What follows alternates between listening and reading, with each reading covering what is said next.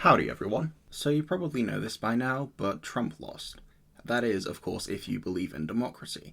And if you don't, but you still have faith in the Great White Hope, then you've probably said something like this in your life. I used to like you until you started to force your politics down my throat. And this saying is hardly new. I believe it was the Dalai Lama who said, keep Europe for the Europeans, Africa for the Africans, and politics for the political. But all jokes aside, this has been a mantra for absolutely ages. And at first glance it seems innocent enough. Liking someone but then they dilute their normal content with politics. It's easy to just say, what do Kim Kardashian or Lady Gaga or Nicki Minaj or Jack Black or Russell Brand know about policy? They need to shut up and let the politicians talk about politics. But it's actually a little bit emblematic of a strategy that's rather more insidious. And to explain why it happens, we have to talk about conservatives and the tactics that they inadvertently use to spread what they believe. So conservatives tend to believe in conserving things as they are, or tend to be. This generally includes the hierarchies that govern our lives today, from governmental to workplace to racial, gender and sexuality-based hierarchies.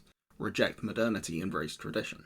This video explains the concept a bit better than I can, but essentially the idea is that life is a hierarchy and you've got to ride it all night long. And to them, that's how it should be, because that's what they're used to, and they're scared of change or something, even if that change would improve the lives of the majority of people, including them. And I'm not going to blame conservatives themselves for becoming conservatives. They are but a product of the society in which they live. But I will call a spade, and I will call a conservative a dumbass. But their aims are, in general, to keep themselves in power for as long as possible. And to do that, they have to make sure people stay conservatives. So how do they do that? Now, as a result of that being the way things are right now, this provides them a peculiar level of control of the conversation. Their aims are not to promote their political convictions. In fact, they rarely ever have any, other than hating minorities having human rights because that's the society that we live in. Instead, they just have to stop us from promoting ours. And this is what this phrase is trying to do.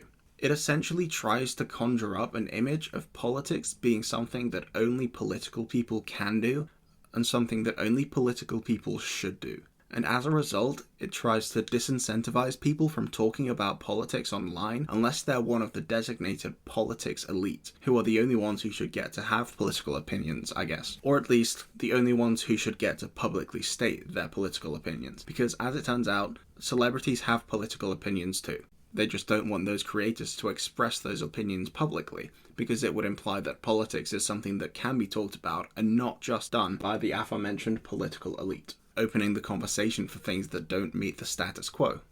Voter disenfranchisement is key for conservatives to stay in power. Young voters skew progressive, young people even more so.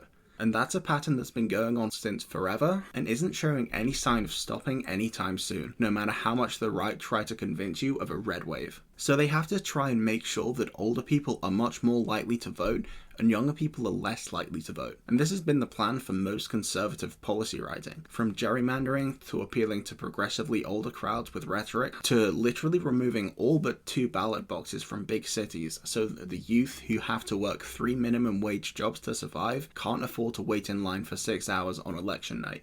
Online, the discourse is a bit different.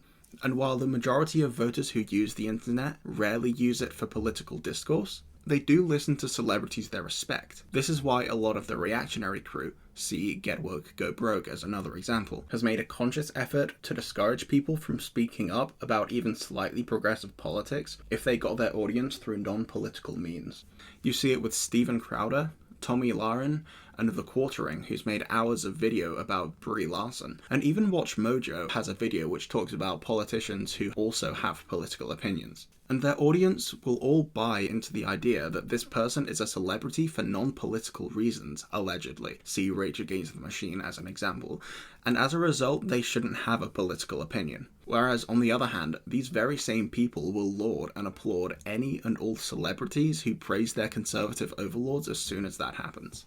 Funny how that works. Ultimately, there are many more problems with wanting to keep celebrities from having opinions, namely the act of censorship. Well, it's not really censorship, but it's no less so than what conservatives say is happening on liberal college campuses, by trying to assert that people who have opinions aren't allowed to express them if they have a platform. And the fact that this just so happens to also affect women and minorities substantially more than it does white men.